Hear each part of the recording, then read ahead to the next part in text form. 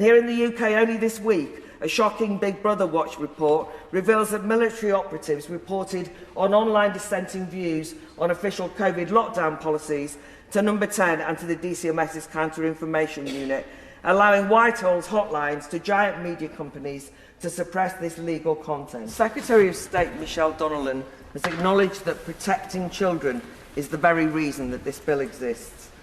If only the government had confined itself to this crucial task. Instead, I worry this bill has ballooned and still could be a major threat to free expression of adults, and I agreed with much of what the noble Baroness de Souza just spoke about. Like some other lords here, I'm delighted the government has dropped the censorious legal but harmful clauses. It was disappointing in the other place to hear Labour MPs keen to see it restored. Here, in this place, I've admired opposition resistance to assaults on civil liberties in, for example, the Public Order Bill, and perhaps I can appeal for consistency to be just as zealous on free speech as a foundational civil liberty.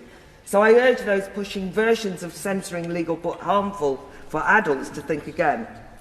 The government's counter to any freedom of expression concerns is that free speech is protected in various clauses, but stating that service providers must have regard for the importance of protecting users' right to freedom of speech is incredibly weak and woolly, giving a second-class status when contrasted to the operational safety duties which compel companies to remove material.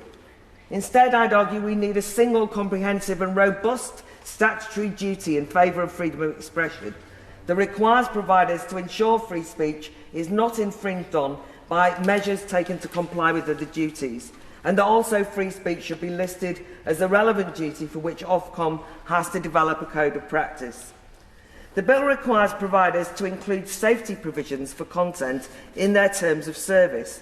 However, no similar requirement for free speech exists, and it seems ironic that a bill which claims to be clipping the power of big tech actually could empower companies to potentially police and censor legal material in the name of safety via the commercial route of terms and conditions. The government brush off worries that big tech are being encouraged to limit what UK citizens say or read online by glibly asserting that these are private companies and that they must be free to develop their own terms of service.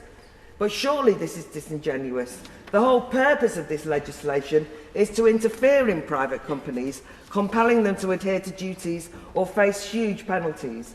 If the government doesn't trust big tech with users' safety, why do they trust them with UK citizens' free speech rights? Finally, like others, I'm worried that the Secretary of State is given too much power, for example, to shape Ofcom's code of practice, a potential route for political interference.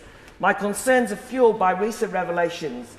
In the US, Elon Musk's leaked Twitter files prove that in the run-up to the 2020 election, Joe Biden's presidential campaign routinely flagged up tweets and accounts it wanted removed, influencing the suppression of the New York Post's Hunter Biden laptop expose. And here in the UK, only this week, a shocking Big Brother Watch report reveals that military operatives reported on online dissenting views on official COVID lockdown policies to Number 10 and to the DCMS's Counter-Information Unit, allowing Whitehall's hotlines to giant media companies to suppress this legal content.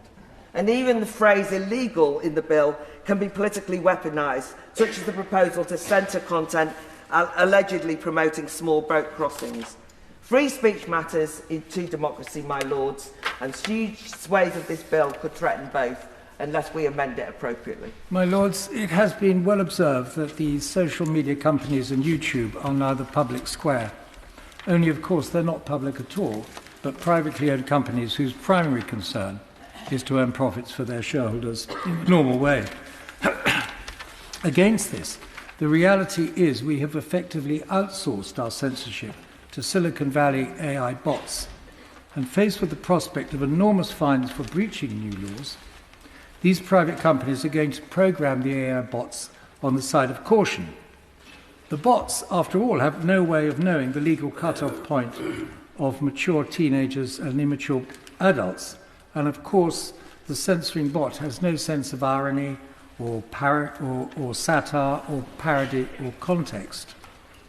The threat to free speech will therefore now come from two sources. Firstly, as we have seen from the Twitter files, from Big Brother Watch's Ministry of Truth report and from Matt Hancock's diaries, governments covertly lean on the platforms to suppress dissent from the official line. And secondly, from these private companies, instructing the bots not to go anywhere near anything that might upset the governments. In this sense, both have crossed the line between attacking disinformation to attacking dissent, and the ability to express dissent is at the core of freedom of speech.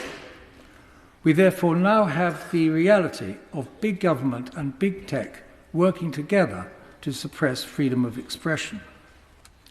I'm looking forward to initiating or supporting any amendment that will check the power of government or big tech to shut down legitimate questioning voices, which, from the Great Barrington Declaration to the Wuhan lab leak theory, to the effectiveness of masks, to the collateral damage caused by the lockdowns, over and over again, have often proved to be closer to the truth than the official government line at the time. The Online Safety Bill is the culmination of this uncomfortably close relationship with big tech and the state. The attacks on free speech are coming from all sides, and we need your help. So support us today, and if you haven't already, please sign our petition to shut down the Ministry of Truth, which you can find in the description below.